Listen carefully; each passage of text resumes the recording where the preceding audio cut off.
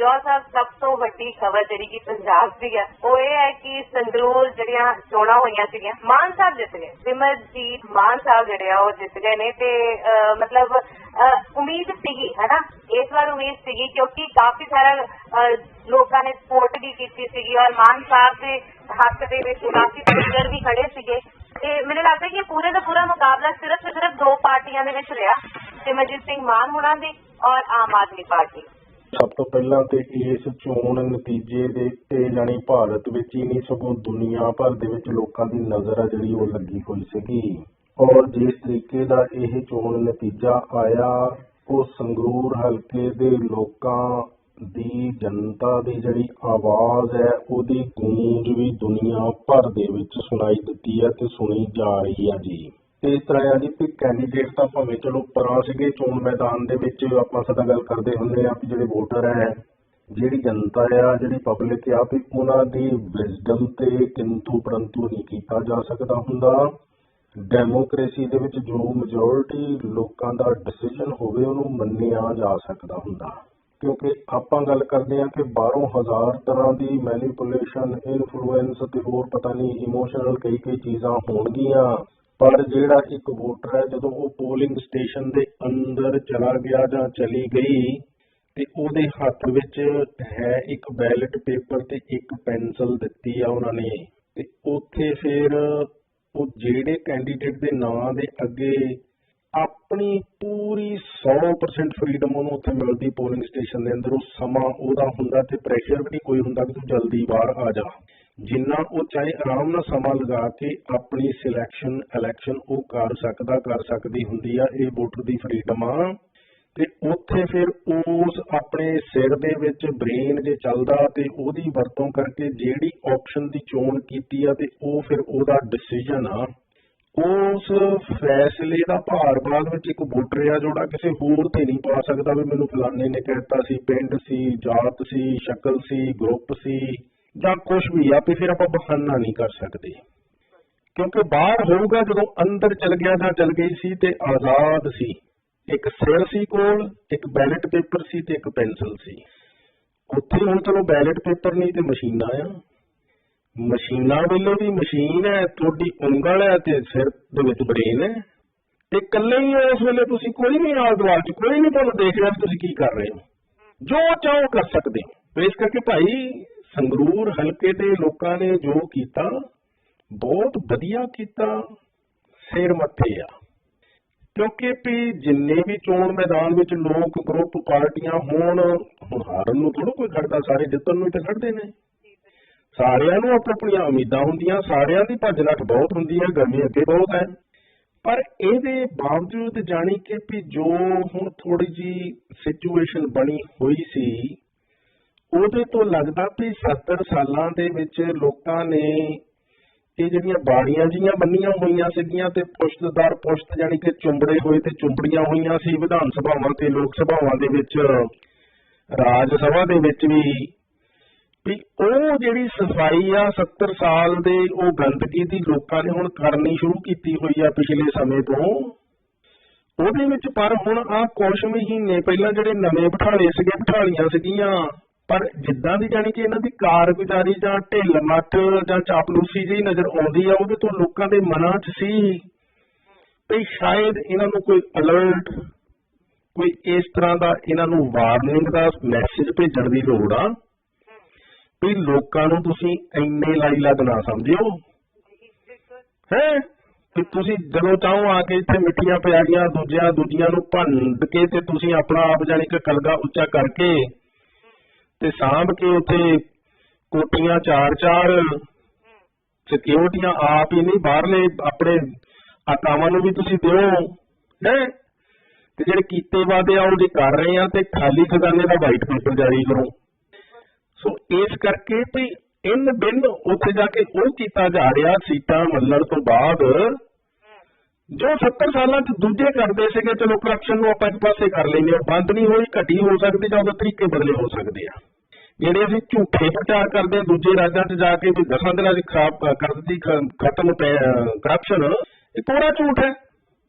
ਸੋ ਉਸ ਲਿਹਾਜ਼ ਨਾਲ ਇਹ ਆ ਜੀ ਕਿ ਲੋਕਾਂ ਨੂੰ ਲੱਗਿਆ 3-4 ਮਹੀਨਿਆਂ ਦੇ ਵਿੱਚ ਕਿ ਜੋ ਇਸ 92 ਸੀਟਾਂ ਦੇ ਕੇ ਬਹੁਮਤ ਏਡਾ ਵੱਡਾ ਜਿਤਾ ਕੇ ਦਿਸ਼ਾ ਤੇ ਦਸ਼ਾ ਹੋਣੀ ਚਾਹੀਦੀ ਆ, ਉਹ ਨਹੀਂ ਵੀ ਜਿਹਦੇ ਵਾਅਦੇ ਕੀਤੇ ਸੀ।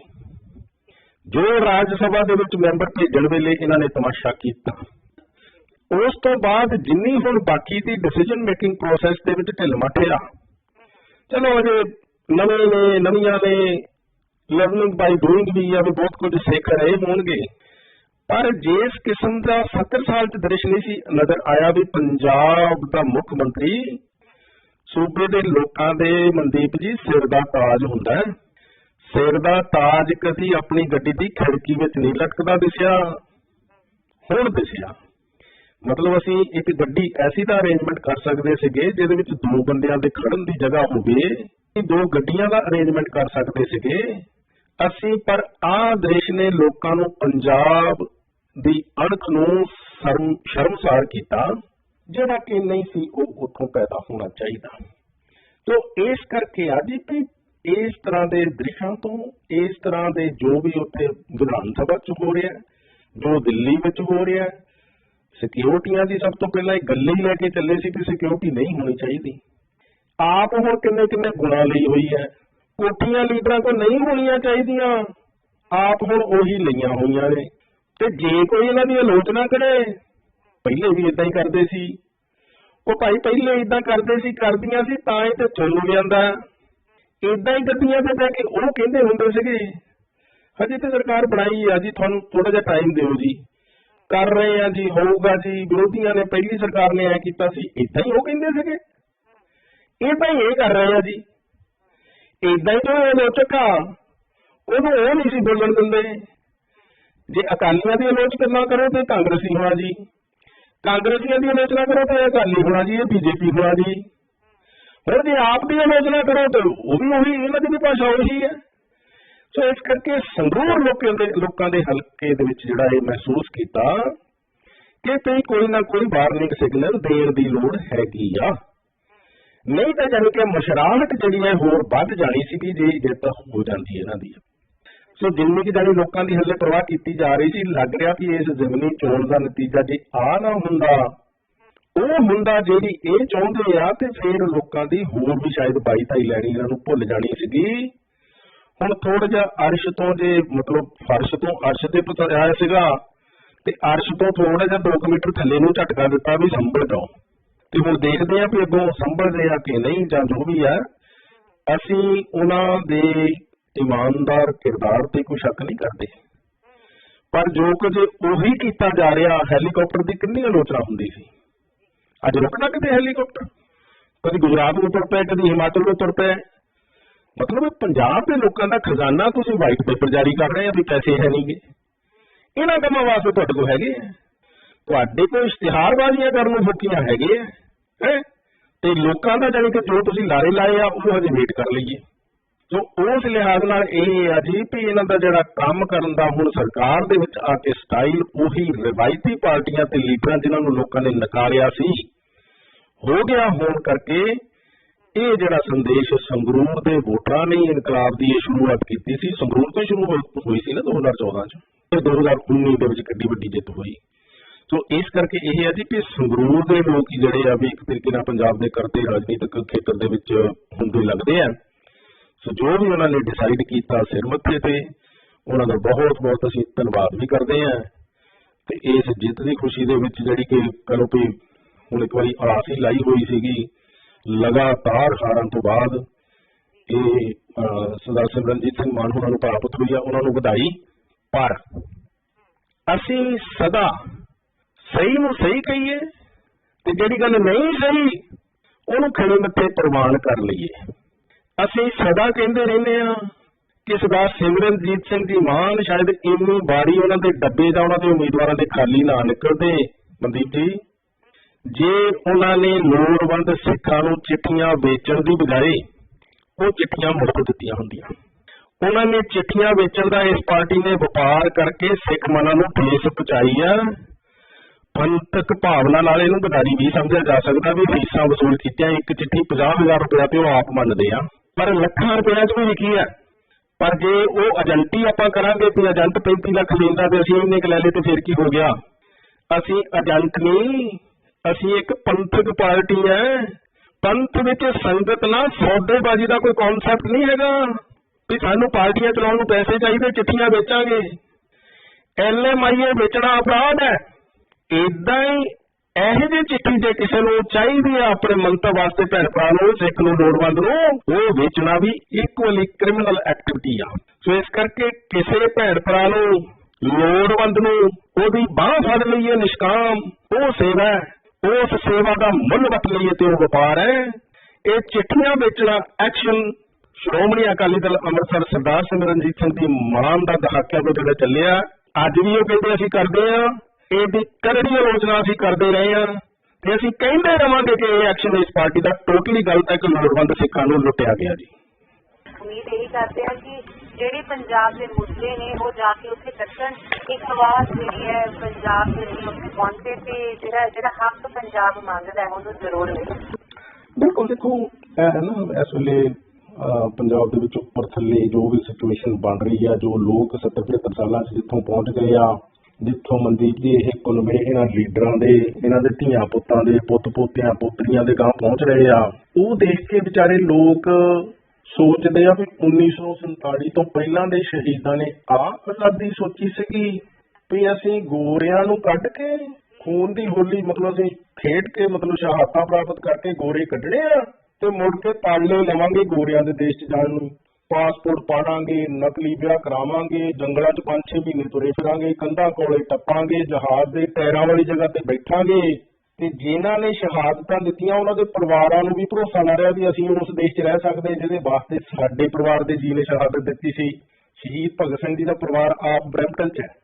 ਸੋ ਇਸ ਕਰਕੇ ਇਹ ਅਸੀਂ ਤੇ 1947 ਦਾ ਦੌਰ ਨਹੀਂ ਦੇਖਿਆ ਗੋਰਿਆਂ ਦਾ ਰਾਜ, ਪਰ ਕੁਝ ਤਕਲੀਫਾਂ ਹਰ ਰਾਜ 'ਚ ਹੁੰਦੀਆਂ। ਜਸਟਿਸ ਟਰੂਡੋ ਦੇ ਰਾਜ ਤੋਂ ਕਿਹੜਾ ਸਾਡੇ ਸੁਖੀ ਹੈ, ਪਰ ਇਹ ਇੱਕ ਪੋਲਿਟਿਕਸ ਚਲਾਉਣ ਦਾ ਤਰੀਕਾ ਹੁੰਦਾ ਵੀ ਇੱਕ ਚੱਲ ਰਹੀ ਰਜੀਮ ਨੂੰ ਭੰਡੋ ਤੇ ਆਪਣੇ ਲਈ ਜਗ੍ਹਾ ਬਣਾਓ। ਤੋ ਇਸ ਕਰਕੇ ਉਸੇ ਕਿਸਮ ਦੀ ਕੋਈ ਉਸ ਵੇਲੇ ਸ਼ਾਇਦ ਰਜੀਮ ਚਲਾਈ ਗਈ ਵੀ ਆ ਚਮੜੀ ਦੇ ਰੰਗ ਦੇ ਆਧਾਰ ਤੇ ਮਤਲਬ ਇਦਾਂ ਹੀ ਦੀਆਂ ਗੱਲਾਂ ਕੱਢ ਕੇ ਆਪਾਂ ਉਹਨਾਂ ਨੂੰ ਭੰਡੀਏ ਤੇ ਆਪ ਉਹ ਕੁਰਸੀਆਂ ਮੱਲੀਏ ਤੇ ਫਿਰ ਅਸੀਂ ਮਨ ਆਈਆਂ ਕਰੀਏ। ਤੇ ਕੀ ਮਨ ਆਈਆਂ ਨਹੀਂ 75 ਸਾਲ 'ਚ ਹੋਈਆਂ, ਜੋ ਸਿੱਟਾ ਸਾਹਮਣੇ ਹੈ, ਕੰਧ ਤੇ ਲਿਖਿਆ ਵੀ ਜੋ ਵੀ ਦ੍ਰਿਸ਼ ਉੱਥੇ ਬਣੇ ਹੋਏ ਆ ਵੀ ਜੇ ਵਾਕਿਆ ਕੋਈ ਚੱਜ ਦੇ ਤਰੀਕੇ ਦੇ ਨਾਲ ਉਹਨਾਂ ਨੇ ਹੁਕੂਮਤਾਂ ਚਲਾਈਆਂ ਹੁੰਦੀਆਂ ਤੇ ਸਾਡੇ ਉੱਥੇ ਮਾਨਵਤਾ ਦਾ ਹਾਲ ਅੱਜ ਇਹ ਨਾ ਹੁੰਦਾ। ਉਹ ਲੋਕ ਤਰਸ ਨਾ ਰਹੇ ਹੁੰਦੇ ਆਪਣਾ ਸਭ ਕੁਝ ਵੇਚਣ ਨੂੰ, ਆਪਣਾ ਆਪ ਵੇਚਣ ਨੂੰ ਵੀ ਅਸੀਂ ਕਿਸੇ ਤਰ੍ਹਾਂ ਗੋਰਿਆਂ ਦੇ ਮੁਲਕ 'ਚ ਪਹੁੰਚ ਜਾਈਏ। ਇੱਕ ਮਹਾਨ ਸਮਾਜ ਦੇ ਵਿੱਚ, ਮਹਾਨ ਦੇਸ਼ ਦੇ ਵਿੱਚ ਉਹ ਲੋਕ ਰਹਿਣ ਨੂੰ ਤਰਸਦੇ ਹੁੰਦੇ ਆ, ਉਹਨੂੰ ਛੱਡਣ ਨੂੰ ਨਹੀਂ ਤਰਸਦੇ ਹੁੰਦੇ। ਇੱਕ ਮਹਾਨ ਸਮਾਜ ਚੋਂ, ਮਹਾਨ ਦੇਸ਼ ਚੋਂ ਨਿਕਲ ਕੇ ਜਿਹੜੇ ਮੁਲਕ ਨੂੰ ਜਾਣ ਨੂੰ ਤਰਸਦੇ ਹੋਈਏ, ਉੱਥੇ ਜਾ ਕੇ ਉਹਦੇ ਵਿੱਚ ਤਾਂ ਨੁਕਸ ਲੱਭ ਲਈਏ ਤੇ ਜਿਹਨੂੰ ਨਰਕ ਦੱਸ ਕੇ ਭੱਜੇ ਸੀ ਉਹਨੂੰ ਮਹਾਨ ਕਹੀਏ। ਇਹ ਕਿਰਦਾਰ ਜੇ ਅਸੀਂ ਰੱਖਾਂਗੇ, ਇਹ ਬੈਲੈਂਸ ਕਿਰਦਾਰ ਨਹੀਂ ਹੈਗਾ। ਕਿਤੇ ਨਾ ਕਿਤੇ ਫਿਰ ਨੁਕਸ ਹੈਗਾ ਆਪਣੇ ਵਿੱਚ ਵੀ ਹਾਲਾਤ ਬਦਲਣ ਦੇ ਲਿਹਾਜ਼ ਦੇ ਨਾਲ ਜਿਹੜੇ ਸਮਾਜ ਦੇ ਸਾਨੂੰ ਥੈਂਕਫੁਲ ਹੋਣਾ ਚਾਹੀਦਾ ਉਹਨਾਂ 'ਚ ਅਸੀਂ ਨੁਕਸ ਕੱਢ ਰਹੇ ਹਾਂ ਤੇ ਜਿਨ੍ਹਾਂ ਦੇ ਲਈ ਸਾਨੂੰ ਹੈਲਪਫੁਲ ਹੋਣਾ ਚਾਹੀਦਾ ਵੀ ਅਸੀਂ ਤੁਹਾਡੇ 'ਚ ਨੁਕਸ ਕੱਢ ਕੇ ਭੱਜੇ ਸੀ, ਆਹ ਨੁਕਸਾ ਤੁਹਾਡੇ ਵਿੱਚ ਆ ਲਓ ਠੀਕ ਕਰੀਏ, ਉਹਨਾਂ ਦੀ ਅਸੀਂ ਉਦਾਂ ਹੀ ਮਹਾਨਤਾ ਜਾਣੀ ਸ਼ਗੂਫੇ ਛੱਡੀ ਜਾਈਏ। ਸੋ ਇਸ ਕਰਕੇ ਇਹ ਹੈ ਜੀ ਵੀ ਸਾਡੇ ਉੱਥੇ ਲੋਕਾਂ ਨੇ ਬਹੁਤ ਕੁਝ ਬੜੇ ਸਬਰ ਦੇ ਨਾਲ ਬਾਰ-ਬਾਰ ਇਹਨਾਂ ਨੂੰ ਹੁਕੂਮਤਾਂ ਦਿੱਤੀਆਂ, ਪਰ ਜੋ ਸਿਚੁਏਸ਼ਨ ਬਣੀ ਆ ਉਹਦੇ ਨਾਲ ਲੱਗਦਾ ਕਿ ਲੋਕ ਅੱਜ ਵੀ ਵਿਚਾਰੇ ਉੱਥੇ ਹੀ ਨਿੱਕੇ-ਨਿੱਕੇ ਕੰਮਾਂ ਦੇ ਵਿੱਚ ਆਪਣਾ ਆਕੀ ਪਲਾਈ ਹੱਥ ਮਾਰ ਰਹੇ ਆਪਣਾ ਜੀਵਨ ਬੈਟਰ ਕਰਨ ਦੇ ਲਈ। ਉਹਨਾਂ ਨੂੰ ਜੋ ਇਸ ਤਰੀਕੇ ਦੇ ਨਾਲ ਥੋੜਾ ਬਹੁਤਾ, ਹੁਣ ਦੇਖੋ ਇੱਕ ਕੈਂਡੀਡੇਟ 15 ਸੀਗੇ ਨਾ ਚੋਣ ਮੈਦਾਨ ਦੇ ਵਿੱਚ, ਪਰ ਜਿਨ੍ਹਾਂ 4-5 ਦੀ ਜ਼ਿਆਦਾ ਚਰਚਾ ਸੀਗੀ ਉਹਨਾਂ ਦੇ ਵਿੱਚੋਂ ਉਹਨਾਂ ਨੇ ਬੈਸਟ ਚੁਣਨਾ ਸੀ।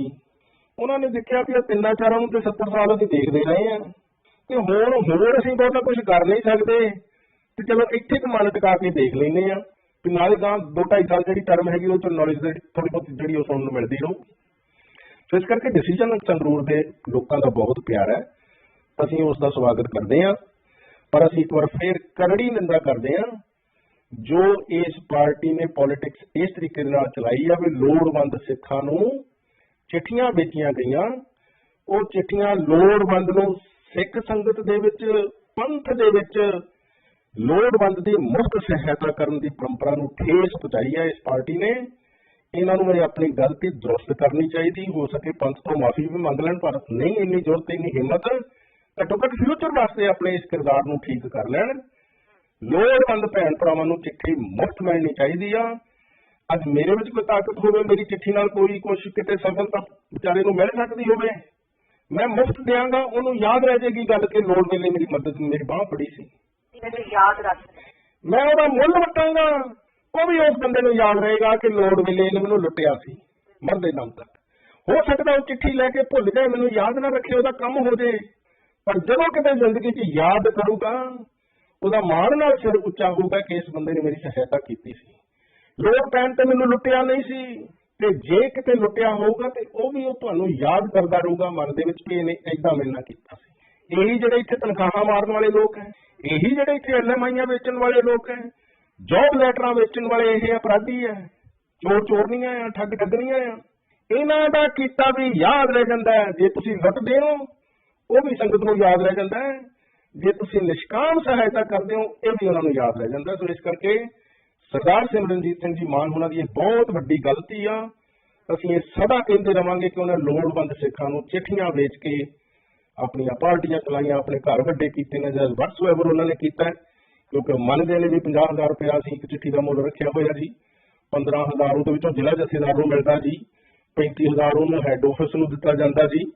ਤੇ ਹੈੱਡ ਆਫਿਸ ਖੋਲ੍ਹਿਆ ਹੋਇਆ ਅਸੀਂ ਸਾਹਿਬਜ਼ਾਦਿਆਂ ਦੇ ਸ਼ਹੀਦੀ ਅਸਥਾਨ ਦੇ ਉੱਤੇ ਫਤਿਹਗੜ੍ਹ ਸਾਹਿਬ ਵਿਖੇ, ਉਹ ਸ਼ਹੀਦੀ ਅਸਥਾਨ ਤੇ ਬਹਿ ਕੇ ਆਪਣੇ ਸਿੱਖ ਕੌਮ ਦੇ ਵਿੱਚ ਲੋਕਾਂ ਨੂੰ ਅਸੀਂ ਲੁੱਟ ਰਹੇ ਚਿੱਠੀਆਂ ਵੇਚ ਕੇ ਹੈ।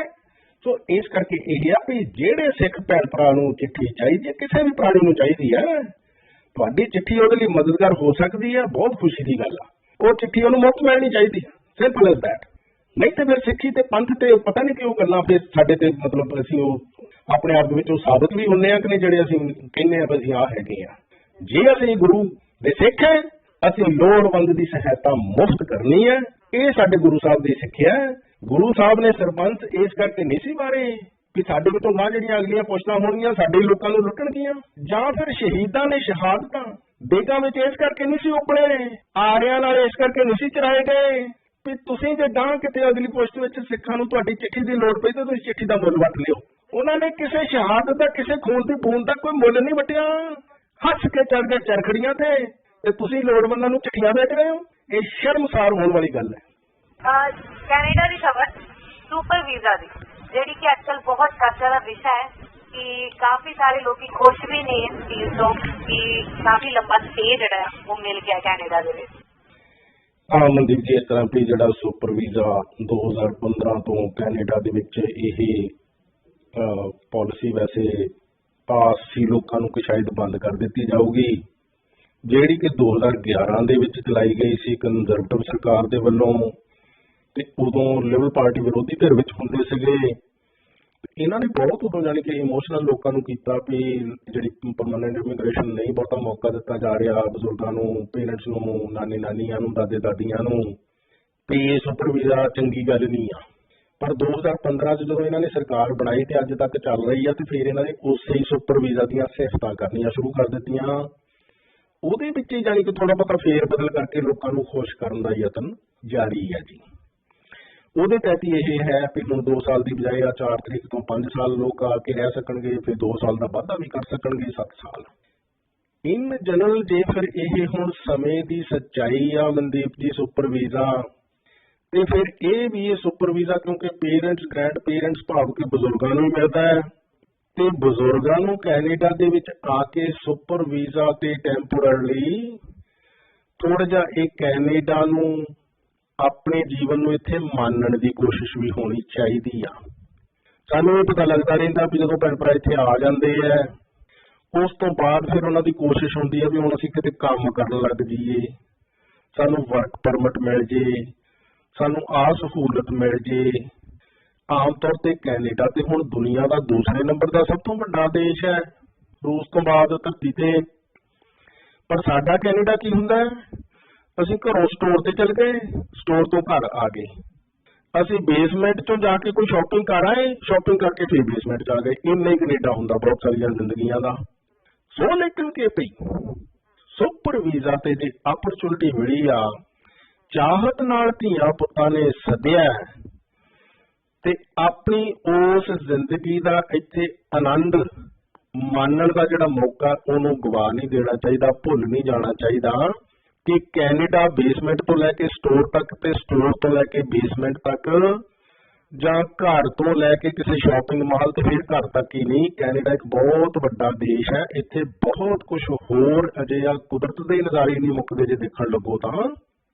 ਵੀ ਜੇ ਨਹੀਂ ਕਿਤੇ ਲਿਜਾਇਆ ਜਾ ਰਿਹਾ, ਇੰਨੇ ਬਿਜ਼ੀ ਆ ਫੈਮਿਲੀ ਮੈਂਬਰ, ਉਹਨਾਂ ਨੂੰ ਕਹੋ ਵੀ ਸਾਨੂੰ ਹੁਣ ਸੱਦਿਆ ਤੇ ਕਿਤੇ ਲੈ ਵੀ ਚੱਲੋ, ਫਿਰ ਉਹ ਤੁਹਾਨੂੰ ਲੈ ਵੀ ਜਾਣਗੇ, ਕਿਉਂਕਿ ਚਾਹਤ ਕੋਸ਼ਿਸ਼ ਉਹਨਾਂ ਦੀ ਵੀ ਹੁੰਦੀ ਹੈ ਤੇ ਸਾਡੇ ਕੋਲ ਗੈਸਟ ਆਏ ਨੇ, ਸਾਡੇ ਪੇਰੈਂਟਸ ਆਏ ਨੇ, ਗ੍ਰੈਂਡ ਪੇਰੈਂਟਸ ਆਏ ਨੇ, ਇਹ ਜ਼ਿੰਦਗੀ ਦਾ ਆਨੰਦ ਮਾਣਨ, ਅਸੀਂ ਇਹਨਾਂ ਨੂੰ ਕਿਤੇ ਲੈ ਕੇ ਚੱਲੀਏ। ਜਦੋਂ ਵੀ ਉਹਨਾਂ ਨੂੰ ਸਮਾਂ ਮਿਲਦਾ ਚਲੋ ਆਪਣੇ ਵੱਲੋਂ ਕੋਈ ਘੱਟ ਨਹੀਂ ਕਰਦੇ, ਪਰ ਫਿਰ ਵੀ ਜਾਣੀ ਕਿ ਜਿਹੜਾ ਅਸੀਂ ਡਾਲਰ ਕਮਾਉਣ ਵੱਲ ਆਪਣਾ ਦਿਮਾਗ ਟਿਕਾ ਕੇ ਰੱਖਦੇ ਹਾਂ ਨਾ, ਉਹਦੀ ਆੜ ਵਿੱਚ ਅਸੀਂ ਕਿਤੇ ਸੁਪਰ ਵੀਜ਼ਾ ਨਾਲ ਕੈਨੇਡਾ ਨੂੰ ਫਿਰ ਤੁਰ ਕੇ ਮੰਨਣ ਦੀ ਅਪਰਚੁਨਿਟੀ ਗਵਾ ਲੈਂਦੇ ਹਾਂ।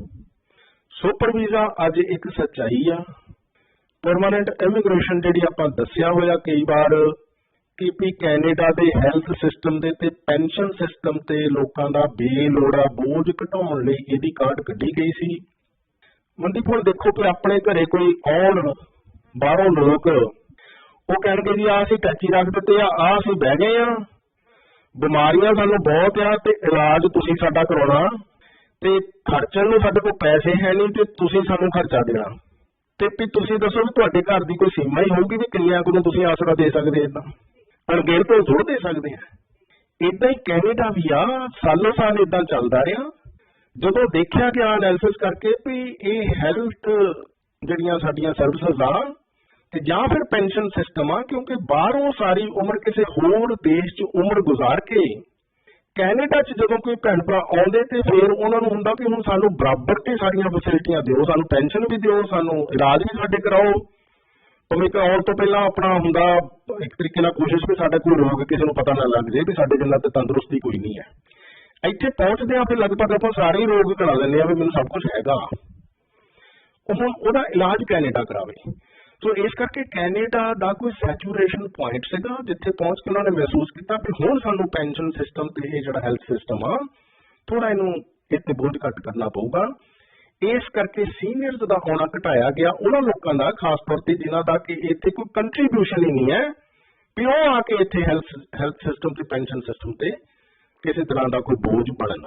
ਸੋ ਉਸ ਕਰਕੇ ਸੁਪਰ ਵੀਜ਼ਾ ਹੈਗਾ ਜੀ। ਉਸ ਸੱਚਾਈ ਨੂੰ ਮੰਨਦਿਆਂ ਹੋਇਆ ਬਹੁਤ ਸਾਰੇ ਫੈਮਿਲੀਜ਼ ਨੇ, ਪੇਰੈਂਟਸ ਨੇ, ਗ੍ਰੈਂਡ ਪੇਰੈਂਟਸ ਨੇ ਉੱਦਾਂ ਦੀ ਆਪਣੀ ਹੁਣ ਲਾਈਫ ਦੀ ਪਲੈਨਿੰਗ ਵੀ ਕੀਤੀ ਹੋਈ ਆ ਵੀ 10 ਸਾਲ ਦਾ ਸੁਪਰ ਵੀਜ਼ਾ ਲੈ ਕੇ ਥੋੜੇ ਸਮੇਂ ਲਈ ਆਓ, ਇੱਥੇ ਸਮਾਂ ਪਰਿਵਾਰਾਂ ਨਾਲ ਗੁਜ਼ਾਰ ਕੇ ਫਿਰ ਵਾਪਸ, ਕਿਉਂਕਿ ਪੰਜਾਬ ਭਾਰਤ ਉੱਥੇ ਆਪਣੀਆਂ ਸਾਰੀਆਂ ਜ਼ਿੰਦਗੀਆਂ ਗੁਜ਼ਾਰੀਆਂ ਹੁੰਦੀਆਂ, ਉੱਥੇ ਜੜ੍ਹਾਂ ਹੁੰਦੀਆਂ, ਉੱਥੇ ਦਿਲ ਵੀ ਬੜਾ ਲੱਗਦਾ ਹੈ, ਫਿਰ ਵਾਪਸ ਚਲੇ ਜਾਇਆ ਜਾਂਦਾ। ਤੇ ਇਹ ਆਵਾਜਾਈ ਜਿਹੜੀ ਬਣਾ ਕੇ ਰੱਖੀ ਜਾਂਦੀ ਆ ਵੀ 5 ਸਾਲ ਜਾਂ 7 ਸਾਲ ਰਹਿਣਾ, ਇਹ ਕੋਈ ਬਹੁਤ ਟਾਵੇਂ ਨੇ, ਵੇਲੇ ਨੇ, ਕੰਮਾਂ ਦੀ ਭਾਲ ਦੇ ਵਿੱਚ ਆਮ ਤੌਰ ਤੇ ਭੈਣ ਭਰਾ ਰਹਿੰਦੇ ਨੇ। ਚਲੋ ਉਹ ਆਪੋ ਆਪਣੀ ਜ਼ਿੰਦਗੀ ਦੇ ਵਿੱਚ ਚੁਆਇਸ ਹੈ, ਪਰ ਜੇ ਅਸੀਂ ਕੈਨੇਡਾ ਨੂੰ ਮੰਨਣਾ ਹੈ, ਜੇ ਅਸੀਂ ਆਪਣੇ ਜੀਵਨ ਨੂੰ ਮੰਨਣਾ ਹੈ, ਜੇ ਵਾਕਈ ਅਸੀਂ ਉੱਥੇ ਵਾਪਸ ਜਾ ਕੇ ਕੈਨੇਡਾ ਦੀ ਕੋਈ ਚੰਗੀ ਗੱਲ ਵੀ ਦੱਸਣੀ ਹੈ ਤੇ ਫਿਰ ਕੈਨੇਡਾ ਨੂੰ ਜਾਣਨਾ ਪਏਗਾ। ਇਹਦੇ ਬਾਰੇ ਵੱਧ ਤੋਂ ਵੱਧ ਘੁੰਮ ਕੇ ਆਪਣੇ ਜੀਵਨ ਨੂੰ ਮਾਣਿਆ ਜਾ ਸਕਦਾ, ਕੈਨੇਡਾ ਨੂੰ ਮਾਣਿਆ ਜਾ ਸਕਦਾ, ਇਹਨੂੰ ਬੈਟਰ ਜਾਣਿਆ ਜਾ ਸਕਦਾ। ਸੁਪਰ ਵੀਜ਼ਾ ਇਸ ਦੇ ਲਈ ਇੱਕ ਖਾਸ ਓਪਰਚੁਨਿਟੀ ਹੈ ਜੀ। ਬਹੁਤ ਸਾਹਿਬ ਗੱਲ ਹੈਗੀ ਏਦਾਂ, ਗਵਰਨਮੈਂਟ ਨੇ ਸੁਪਰ ਵੀਜ਼ਾ ਤਾਂ ਵਧਾਤਾ ਆ। ਗਵਰਨਮੈਂਟ ਨੂੰ ਇਹ ਵੀ ਦੇਖਣਾ ਚਾਹੀਦਾ 95% ਤੋਂ ਉੱਪਰ ਆਣ ਕੇ ਇੱਥੇ ਲੋਕੀ ਕੈਸ਼ ਕੰਮ ਕਰ ਰਹੇ ਆ ਤੇ ਲੋਕੀ ਕੈਸ਼ ਕੰਮ ਦੇ ਵੀ ਰਹੇ ਆ। ਇੱਕ ਪਾਸੇ ਉਹ ਕਹਿੰਦੇ ਆ ਵੀ ਇੱਦਾਂ ਪੈਨਸ਼ਨਾਂ ਦੇ ਫਰਕ ਕਹਿਣਾ ਨਹੀਂ ਚਾਹੀਦਾ, ਦੂਜੇ ਪਾਸੇ ਤੁਸੀਂ ਆ ਦੇਖ ਲਓ ਕੀ ਇੱਥੇ ਕੈਨੇਡਾ ਨੂੰ ਕੀ ਫਾਇਦਾ ਇਹਨਾਂ ਨੂੰ ਦੱਸੋ ਤੁਸੀਂ ਮੈਨੂੰ। ਮੈਂ ਕਹਿੰਦਾ ਵੀਜ਼ਾ ਦੇਣ ਸਾਰਿਆਂ ਨੂੰ ਦੇਣ, ਪਰ ਇੱਥੇ ਇਹਨਾਂ ਨੂੰ ਫਾਇਦਾ ਕੀ ਪਾਣੀ ਕੀ ਫਾਇਦਾ ਹੋ ਰਿਹਾ। ਇੱਕ ਬੰਦਾ ਇੱਥੇ ਮਾਰ ਪੱਟ ਕੇ ਕੰਮ ਕਰਦਾ $100 ਨਹੀਂ ਬਚਦਾ, 100 ਸਾਹਿਬ ਇਹ ਲੱਖਾਂ ਦੇ ਹਿਸਾਬ ਨਾਲ ਇਹਨਾਂ ਤੋਂ ਫਾਇਦਾ ਹੋ ਗਿਆ ਬਹੁਤ। ਅੱਗੇ 2 ਸਾਲ ਚ ਕਮਾ ਕੇ ਲੈ ਜਾਂਦੇ ਸੀ ਲੱਖਾਂ $, ਹੁਣ 5 ਸਾਲ ਇਹਨਾਂ ਹੋਰ ਮੌਜਾਂ ਲੱਗ ਗਈਆਂ। ਇੱਕ ਪਹਿਲਾ ਟੈਕਸ ਦੇ ਰਹੇ, ਦੱਸੋ ਕੀ ਫਾਇਦਾ। ਗਵਰਨਮੈਂਟ ਨੂੰ ਇਹ ਵੀ ਦੇਖਣਾ ਚਾਹੀਦਾ ਕਿ ਗਵਰਨਮੈਂਟ ਨੂੰ ਕੀ ਫਾਇਦਾ ਹੋ ਰਿਹਾ ਇਹਨਾਂ ਦਾ।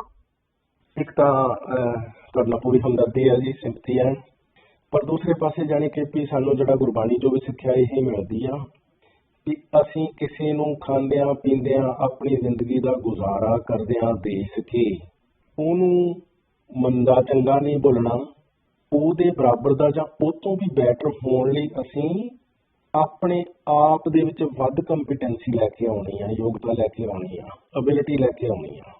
ਦੇਖੋ ਹੁਣ ਇੱਕ LMIA ਦਾ ਸਟਰਗਲ 4 ਸਾਲ ਚੱਲੀ, ਹੁਣ ਕਾਫੀ ਉਹਦੇ ਵਿੱਚ ਚੇਂਜਸ ਹੈਗੀਆਂ, ਪਰ ਉਹ ਪਿਛਲੀਆਂ ਗੱਲਾਂ ਬਣੀਆਂ ਹੋਈਆਂ ਵੀ LMIA ਵਿਕਦੀ ਆ, ਹੁਣ ਇਸ ਗੱਲ ਨੂੰ ਮਿਟਣ ਨੂੰ ਹਜੇ ਥੋੜਾ ਟਾਈਮ ਲੱਗ ਜਾਊਗਾ, ਕਿਉਂਕਿ ਕਾਫੀ ਚੇਂਜਸ ਹੋ ਚੁੱਕੀਆਂ ਜੇ। ਆਵਾਜ਼ ਆਪਾਂ ਭਾਵੇਂ 1.25 ਲੱਖ ਚੋਂ ਇੱਕ ਬੰਦਾ ਹੀ ਸੀ, ਚੱਕੀ ਆ ਤੇ ਚਲੋ ਕਿਸੇ ਪਾਸੇ ਗੱਲ ਪਹੁੰਚੀ ਵੀ ਆ।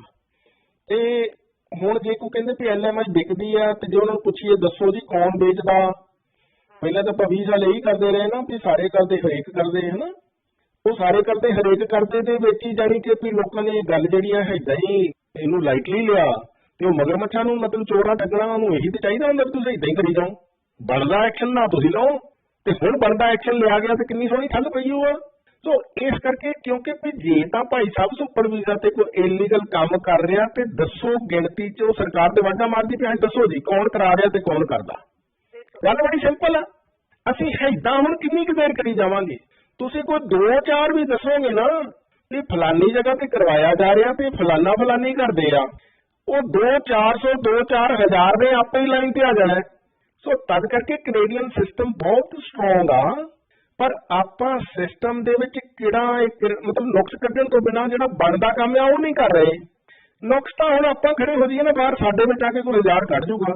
ਮਤਲਬ ਪਰਫੈਕਟ ਕੌਣ ਹੈ ਇੱਥੇ? ਸਾਰੇ, ਹਰ ਜ਼ਿੰਦਗੀ ਦੇ ਵਿੱਚ ਕੋਈ ਨਾ ਕੋਈ ਨੁਕਸ ਹੈ, ਹਰ ਦਰਖਤ ਦੇ ਪੱਤੇ 'ਚ ਕੋਈ ਨੁਕਸ ਹੈ, ਪਰਫੈਕਸ਼ਨ ਤਾਂ ਹੈ ਹੀ ਨਹੀਂ ਕਿਤੇ ਵੀ। ਸੋ ਇਸ ਕਰਕੇ ਨੁਕਸ ਨਹੀਂ ਮੇਰੇ ਕੱਢਣੇ, ਸਿਸਟਮ ਨੂੰ ਫੋਲੋ ਕਰੋ। ਜੇ ਕਿਤੇ ਕੋਈ ਸੁਪਰ ਵੀਜ਼ਾ ਤੇ ਵਿਜ਼ਟਰ ਵੀਜ਼ਾ ਤੇ ਇਲੀਗਲ ਕੰਮ ਕਰ ਰਿਹਾ, ਇਹ ਤੇ ਹੁਣ ਚਲੋ ਉਹਦਾ ਆਪਣਾ ਕਿਰਦਾਰ ਵੀ ਹੈ ਨਾ ਵੀ ਭਾਂਡੇ ਦਾ ਮੂੰਹ ਖੁੱਲਾ ਤੇ ਉਹਨੇ ਕਿੰਨਾ ਕੁ ਮੂੰਹ ਮਾਰਨਾ, ਉਹ ਆਪਣਾ ਕਿਰਦਾਰ ਅਸੀਂ ਦੱਸ ਰਹੇ ਹਾਂ ਵੀ ਅਸੀਂ ਕੌਣ ਆ। ਕੈਨੇਡਾ ਨੇ ਸਾਨੂੰ ਅਪਰਚੁਨਿਟੀ ਦਿੱਤੀ ਵੀ ਬਿਜ਼ਨਸ ਐਸਟੈਬਲਿਸ਼ ਕਰ ਲਓ, ਤੇ ਜੇ ਹੁਣ ਸਾਡਾ ਕਿਰਦਾਰ ਇਹ ਗਿਰਿਆ ਗਰਕਿਆ ਹੋਇਆ ਤੇ ਉੱਥੇ ਅਸੀਂ ਲੋਕਾਂ ਕੋਲ ਇਲੀਗਲ ਕੰਮ ਕੈਸ਼ ਕਰਾਉਣਾ, ਤੇ ਅਸੀਂ ਆਪਣਾ ਕਿਰਦਾਰ ਦੱਸ ਹੀ ਰਹੇ ਹਾਂ ਵੀ ਅਸੀਂ ਕੌਣ ਆ, ਉਦਾਂ ਅਸੀਂ ਸ਼ੇਖੀਆਂ ਜਿੱਦੀਆਂ ਮਰਜ਼ੀ ਮਾਰੀਏ। ਇਸ ਕਰਕੇ ਵੀ ਜੇ ਅਸੀਂ ਆਏ ਵਿਜ਼ਟਰ ਵੀਜ਼ਾ ਤੇ ਉੱਥੋਂ ਪੜ੍ਹਨੇ ਲੈ ਕੇ ਵੀ ਮੈਂ ਇੰਨੀ ਦੇਰ 'ਚ ਮੁੜ ਆਉਣਾ, ਤੇ ਆ ਕੇ ਇੱਥੇ ਅਸੀਂ ਹੱਕ ਚੱਜ ਕਰ ਰਹੇ ਤੇ ਫਿਰ ਆਪਣਾ ਕਿਰਦਾਰ ਅਸੀਂ ਦੱਸ ਹੀ ਰਹੇ ਹਾਂ ਵੀ ਕੀ ਅਸੀਂ ਨੰਬਰ 1 ਆ, ਜੋ ਸਾਡੀ ਸ਼ੇਖੀ ਆ। ਇਹਦੇ ਨਾਲ ਹੀ ਸਿਸਟਮ ਤਾਂ ਬਾਜਾਂ ਮਾਰਦਾ ਵੀ ਸਾਨੂੰ ਦੱਸੋ ਕੌਣ। ਸੋ ਇਸ ਕਰਕੇ ਭੈਣ ਭਰਾਓ ਆਪਣੀ ਸੋਚ ਨੂੰ ਥੋੜਾ ਜਿਹਾ ਸਟ੍ਰੀਮਲਾਈਨ ਕਰੋ। ਇਹ ਮੇਰੇ ਨੁਕਸ ਕੱਢਣਾ ਏਦਾਂ ਮਤਲਬ ਗੱਲਾਂ ਨਹੀਂ ਕਰਨਾ, ਕੁਛ ਨਹੀਂ ਹੋਣਾ, ਇਫੈਕਟਿਵਲੀ ਕੁਛ ਕਰਕੇ ਦੱਸੋ। ਹੋ ਸਕਦਾ ਤੁਸੀਂ ਜਿੰਨੇ ਹਜ਼ਾਰਾਂ ਲੋਕ ਇਹ ਮਿਸਯੂਜ਼ ਕਰ ਰਹੇ ਹੋਣ, ਕੈਨੇਡਾ ਨੂੰ ਚੁਣ ਰਹੇ ਹੋਣ, ਚੁਣ ਰਹੀਆਂ ਹੋਣ, ਸਾਰਿਆਂ ਨੂੰ ਤੁਸੀਂ ਸਾਰੀਆਂ ਨੂੰ ਸਹੀ ਜਗ੍ਹਾ ਤੇ ਨਾ ਕਰ ਸਕੋ, ਇਹ ਤਾਂ ਕਦੇ ਕੋਈ ਨਹੀਂ ਕਰ ਸਕਿਆ। ਸਾਡੇ ਗੁਰੂ ਸਾਹਿਬ ਆ ਕੇ ਚਲੇ ਗਏ, ਜੱਗ ਨੂੰ ਪਾਰ ਲਾਏ ਜੀ, ਜੱਗ ਤਰ ਗਿਆ, ਉਹ ਤਰ ਗਿਆ ਜੱਗ ਤੋਂ ਉੱਥੋਂ ਅੱਕੀ ਪਲਾਈ ਹੱਥ ਮਾਰਨ ਡਿਆ ਵੀ ਸਾਨੂੰ ਕੱਢ ਲਓ ਕਿਸੇ ਤਰ੍ਹਾਂ ਨਿਕਲ ਚਲੀਏ। ਇੱਥੇ ਆ ਕੇ ਜੱਗ ਤੁਸੀਂ ਦੇਖ ਹੀ ਰਹੇ ਆ, ਕੋਈ ਕੈਸ਼ ਕੰਮ ਕਰਾ ਰਿਹਾ ਤੇ ਕੋਈ ਕਰ ਰਿਹਾ ਜੀ, ਕਰ ਰਹੀ ਜੀ। ਸੋ ਇਸ ਕਰਕੇ ਸੰਤ ਸਿੰਘ ਦੀ ਮਸਕੀਨ ਐਵੇਂ ਨਹੀਂ ਕਹਿ ਕੇ ਗਏ ਵੀ ਚੋਰ ਤੇ ਚੋਰ ਨਹੀਂ, ਹਰ ਇੱਕ ਦੇ ਅੰਦਰ ਬੈਠਾ। ਗੱਲ ਸਿਰਫ ਮੌਕਾ ਮਿਲਦੀ ਹੈ, ਜਿੱਦਾਂ ਕੋਈ ਮੌਕਾ ਮਿਲੇ ਉਡਾ ਕੁ ਚੋਰ ਤੇ ਚੋਰ ਨਹੀਂ ਬਣਦਾ। ਤੇ ਹੁਣ ਸੁਪਰ ਵੀਜ਼ਾ ਤੇ ਜੇ ਕੈਸ਼ ਕੰਮ ਮਿਲ ਰਿਹਾ ਤੇ ਜਿਹਦਾ ਤਾਂ ਲੱਗਦਾ ਉਹ ਲਾਈ ਜਾ ਰਿਹਾ, ਤੇ ਜਿਹਨੂੰ ਫਿਰ ਉਹ ਸਸਤੀ ਲੇਬਰ ਜਾਣੀ ਕਿ ਚਾਹੀਦਾ ਵੀ ਮੈਂ ਇਹਦੇ 'ਚ ਪੈਸੇ ਆਪਣੇ ਬਚਾਊਂਗਾ, ਗਵਰਨਮੈਂਟ ਨੂੰ ਨਹੀਂ ਦੇਣੇ ਪੈਣਗੇ ਤਰ੍ਹਾਂ ਦੀਆਂ ਜਿਹੜੀਆਂ ਉਹ ਕੱਟਸ ਟੈਕਸ ਜਾਂ ਜੋ ਵੀ ਉਹਨਾਂ ਦੇ ਬੈਨੀਫਿਟਸ ਹੈ ਨਾ, ਤੇ ਉਹਦੇ ਵਿੱਚ ਜਾਣੀ ਉਹ ਇੰਪਲੋਇਰ ਵੀ ਬੰਦਾ ਆਪਣਾ ਜਿਹੜਾ ਕਰੀ ਜਾ ਰਿਹਾ। ਸੋ ਹਰ ਇੱਕ ਦੇ ਹੱਥ ਰੰਗੜ ਪਿਆ ਹੋਇਆ, ਇਹ ਹੱਥ ਰੰਗੜ ਦੇ ਕਲਚਰ ਦੇ ਨਾਲ ਤੇ ਅਸੀਂ ਉੱਥੇ ਉਜੜੇ ਹਾਂ। ਉੱਥੋਂ ਉੱਜੜ ਕੇ ਨਵੇਂ ਦੇਸ਼ 'ਚ ਆ ਕੇ ਅਸੀਂ ਉਹੀ ਚੱਜ ਬੇ ਕਰ ਰਹੇ ਹਾਂ। ਉਹ ਨਵੇਂ ਦੇਸ਼ 'ਚ ਸਾਨੂੰ ਕੀ ਜਾਣ ਦੀ ਲੋੜ ਹੈ ਜੇ ਸਾਡਾ ਕਿਰਦਾਰ ਉਹੀ ਕਰਕੇ ਰੱਖਣਾ, ਅਸੀਂ ਜੇ ਅਸੀਂ ਉੱਥੇ ਤਬਾਹ ਹੋਏ ਹਾਂ ਤਾਂ ਬੈਠੇ ਰਹੀਏ। ਇੱਕ ਨਵੇਂ ਚੰਗੇ ਭਲੇ ਦੇਸ਼ ਨੂੰ ਕਿਉਂ ਤੋਂ ਮਤਲਬ ਚੱਲ ਰਹੇ ਅਸੀਂ ਕਰਦੇ ਉਹਨੂੰ ਵੀ ਬਰਬਾਦ ਕਰਾਈਏ। ਸੋ ਇਸ ਕਰਕੇ ਆਪਣਾ ਕਿਰਦਾਰ ਇੱਕ ਤਾਂ ਥੋੜਾ ਜਿਹਾ ਮਹਾਨ ਕਰੀਏ। ਨੁਕਸ ਵੀ ਚਲੋ ਠੀਕ ਆ, ਪਰ ਨੁਕਸ ਕੱਢਣ ਦੇ ਲਈ ਹੁਣ ਡਾਕਟਰ ਹੈ, ਉਹ ਟੀਕਾ ਜੇ ਸਹੀ ਦਵਾਈ ਦਾ ਲਾਊ ਨਹੀਂ ਤਾਂ ਮਰੀਜ਼ ਨੂੰ ਕਿੱਥੋਂ ਆਰਾਮ ਆਉਣਾ। ਏਦਾਂ ਹੀ ਭੈਣ ਭਰਾਓ, ਜੇ ਤੁਸੀਂ ਸਹੀ ਐਕਸ਼ਨ ਨਹੀਂ ਲਓਗੇ ਤੇ ਇਹ ਕਦੀ ਨਹੀਂ ਠੀਕ ਹੋ ਸਕਦਾ। ਕੱਲੇ ਦੇ ਘਰ ਆ ਕੇ ਨਾ, ਕੱਲੇ ਬਿਜ਼ਨਸ ਦੇ ਵਿੱਚ ਆ ਕੇ ਪੁਲਿਸਾਂ ਨੇ ਇੰਸਪੈਕਟਰਾਂ ਨੇ ਨਹੀਂ ਪੈ ਜਾਣਾ। ਇਹ ਦੇਸ਼ ਨੰਬਰ 1 ਸੀ ਲੋਕਾਂ ਦੇ ਨੰਬਰ 1 ਕਿਰਦਾਰ ਕਰਕੇ। ਜਰਾ ਕਿ ਹੀਨ ਹੁਜਤ ਸੱਜੇ ਖੱਬੇ ਉਹਨਾਂ ਨੂੰ ਹੁੰਦਿਆਂ ਪਤਾ ਲੱਗਦੀ ਸੀ ਜੇ ਸਿਸਟਮ ਦੱਸਿਆ ਹੋਇਆ ਵੀ ਇੱਥੇ ਗੌਰ ਕਰਨੀ ਹੈ, ਬਾਕੀ ਕੰਮ ਉਹਨਾਂ ਨੇ ਆਪ ਕਰਨਾ, ਤੁਹਾਨੂੰ ਕੋਈ ਐਵੀਡੈਂਸ ਦੇਣ ਦੀ ਲੋੜ ਨਹੀਂ। ਉਹਨਾਂ ਨੇ ਉਸ ਬਿਜ਼ਨਸ ਨੂੰ ਜਿੰਨਾ ਮਰਜ਼ੀ ਟਾਈਮ ਲੱਗੇ, ਉਸ ਵਿਜ਼ਟਰ ਨੂੰ ਆਪ ਇਨਵੈਸਟੀਗੇਟ ਕਰਨਾ, ਤੁਹਾਡੇ ਕਹਿਣ ਤੇ ਨਹੀਂ ਫੜ ਕੇ ਭੇਜ ਦੇਣਾ। ਜਦੋਂ ਇਹ ਸਾਬਤ ਹੋ ਜਾਣਾ ਕਿ ਵਾਕਈ ਤੁਹਾਡੀ ਇਨਫੋਰਮੇਸ਼ਨ ਠੀਕ ਸੀ ਤੇ ਉੱਥੇ ਦੇਖਿਓ ਕਿ 6 ਮਹੀਨਿਆਂ ਤੇ ਚੇਂਜ ਆਉਂਦੀ ਕਿ ਨਹੀਂ। ਪਰ ਤੁਸੀਂ ਇਹ ਕੰਮ ਕਰਨਾ ਤੇ ਕਰਦੇ ਹੀ ਨਹੀਂ, ਉਹਦਾ ਹੀ ਰੌਲਾ ਹੀ ਹੈ। ਸਾਰੇ ਕਰਦੇ, ਹਰੇਕ ਕਰਦੇ, ਉਹ ਸਾਰੇ ਕਰਦੇ ਹਰੇਕ ਕਰਦੇ ਤਾਂ ਕੋਈ ਨਾਂ ਹੋਊਗਾ, ਕੋਈ ਉਹਦਾ ਐਡਰੈਸ ਹੋਊਗਾ, ਕੋਈ ਉਹਦੀ ਗਲੀ ਹੋਊਗੀ, ਤੇ ਕੰਮ ਕਰਨਾ ਕਰੀਏ ਫਿਰ। ਜੀ ਹੈਲੋ, ਸਤਿ ਸ਼੍ਰੀ ਅਕਾਲ ਜੀ। ਮੈਂ ਦੋ ਕੰਮ ਪੁੱਛਣਾ ਚਾਹੁੰਦਾ। ਮੇਰੇ ਕਈ ਇੱਥੇ ਦਾ ਰੇਡੀਓ ਦੀਆਂ ਕਹਾਣੀਆਂ ਦੇ ਜਿਹੜੇ ਵਿਜ਼ਟਰ ਆਉਂਦੇ ਆ ਉਹ ਵਰਕ ਪਰਮਿਟ ਲੈ ਸਕਦੇ ਆ, ਤੇ ਵਰਕ ਪਰਮਿਟ ਤੋਂ ਬਾਅਦ 2 ਸਾਲ ਤੱਕ ਵਰਕ ਪਰਮਿਟ ਮਿਲਦਾ, ਤੇ ਫਿਰ ਬਾਅਦ ਦੇ ਵਿੱਚੋਂ PR ਵੀ ਲਾ ਸਕਦੇ ਆ। ਤੇ ਫਿਰ ਸਹੀ ਗੱਲ ਹੈ ਜੀ, ਫਿਰ ਜਿਹੜੀ ਰੇਡੀਓ ਤੇ ਅੜ ਦਿੰਦੇ ਫਿਰ ਜੀ ਜੋਲ ਸਾਹਿਬ, ਹਾਂਜੀ ਹਾਂਜੀ ਜੀ ਜੋਲ ਸਾਹਿਬ, हाँ जी, ठीक है, बहुत मेहरबानी। वैसे से ना जे कोई इलीगल वर्क करवा रहे आ एम्पलॉयर है ना, ਤੁਹਾਨੂੰ ਪਤਾ ਲੱਗ ਰਿਹਾ ਵੀ ਉੱਥੇ ਮਤਲਬ ਗਲਤ ਇਨਫੋਰਮੇਸ਼ਨ ਨਹੀਂ ਦੇਣੀ, ਆਪਾਂ ਦੁਖੀ ਨਹੀਂ ਕਿਸੇ ਦੇ ਬਣਨਾ। ਪਰ ਜਿਹੜਾ ਅਸੀਂ ਕਹਿ ਦਿੰਦੇ ਨੇ ਆਪਣਾ ਆ ਜੀ ਆਪਣੀ ਆ, ਜਿਹੜਾ ਚੋਰ ਆ ਠੱਗ ਆ ਲੁਟੇਰਾ ਆ ਲੁਟੇਰੀ ਆ ਉਹ ਆਪਣੇ ਕਿੱਦਾਂ ਜੀ? ਪਹਿਲਾਂ ਮੈਨੂੰ ਇਹ ਦੱਸਿਆ ਜਾਵੇ ਵੀ ਉਹ ਆਪਣੇ ਕਿੱਦਾਂ ਜੀ ਤੁਹਾਡੇ, ਕਿਉਂਕਿ ਉਹਨਾਂ ਦੀ ਚਮੜੀ ਦਾ ਰੰਗ ਤੁਹਾਡੇ ਆਪਣੇ ਵਰਗਾ ਆ। ਤੇ ਫਿਰ ਰੇਸਿਸਟ ਕੌਣ ਹੁੰਦਾ? ਚਮੜੀ ਦੇ ਰੰਗ ਕਰਕੇ ਤੁਸੀਂ ਕਿਸੇ ਬੇਈਮਾਨ ਤੇ ਬੇਈਮਾਨੀ ਦਾ ਲਿਹਾਜ਼ ਕਰੋ, ਤੁਸੀਂ ਆਪਣੇ ਪੈਰਾਂ ਤੇ ਘੋੜਾ ਆਪੇ ਨਹੀਂ ਮਾਰ ਰਹੇ। ਜੇਬ 'ਚ ਤੁਹਾਡੇ ਕੈਨੇਡੀਅਨ ਪਾਸਪੋਰਟ ਹੈ ਤੇ ਆਪਣਾ ਮਤਲਬ ਦਿਮਾਗ ਤਾਂ ਦੇਖੋ। ਇੱਕ ਠੱਗ ਹੈ ਜਿਹੜਾ ਠੱਗਣੀ ਆ ਉਹ ਆਪਣਾ ਤੇ ਆਪਣੇ ਕਿੱਦਾਂ ਆ।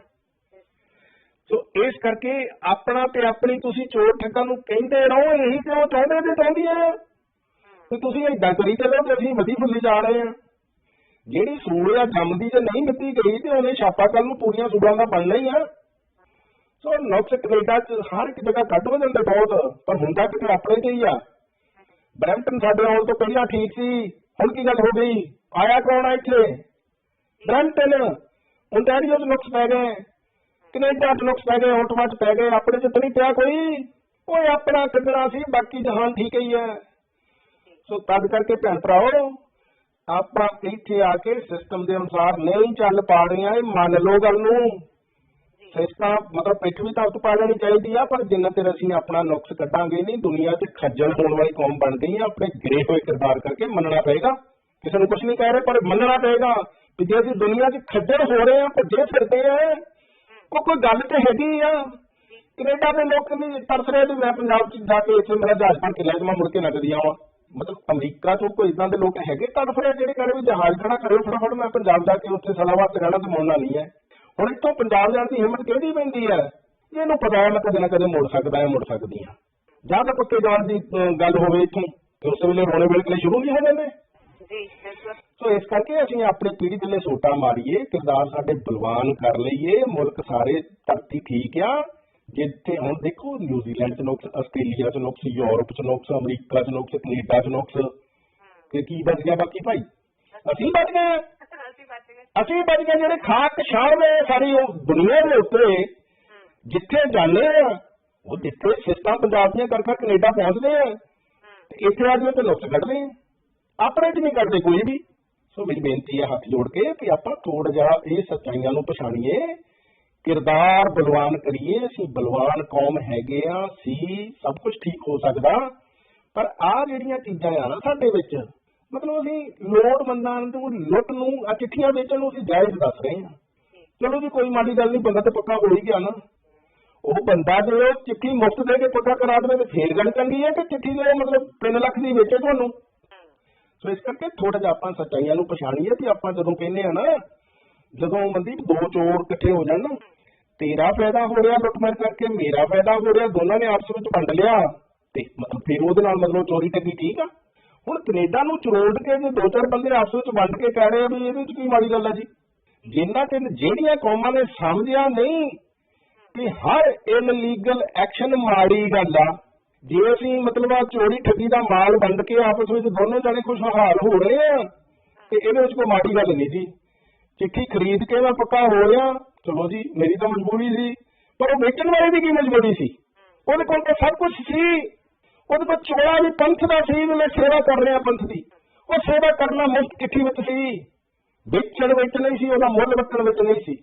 ਸੋ ਇਸ ਕਰਕੇ ਜਿੰਨਾ ਤੱਕ ਅਸੀਂ ਵੀ ਇਹ ਚੀਜ਼ਾਂ ਨੂੰ ਸਮਝਦੇ ਨਹੀਂ, ਸਹੀ ਤਰੀਕੇ ਨਾਲ ਪਛਾਣਦੇ ਨਹੀਂ, ਤਦ ਅਸੀਂ ਸਾਰੀ ਜ਼ਿੰਦਗੀ ਆ ਧੱਕੇ ਖਾਣ ਵਾਲੇ ਮਤਲਬ ਰੋਲ ਕੇ ਅਸੀਂ ਧਰਤੀ ਤੁਸੀਂ ਦੇਖ ਲਓ ਆ ਜੰਗਲਾਂ 'ਚ ਚੱਲ ਜਾਓ ਸਾਊਥ ਅਮਰੀਕਾ ਦੇ, ਤੁਹਾਨੂੰ ਤੇ ਪੰਜਾਬੀ ਤੇ ਪੰਜਾਬਣਾ ਖੱਜਲ ਹੁੰਦੇ ਜੰਗਲਾਂ 'ਚ ਮਿਲ ਜਾਣਗੇ।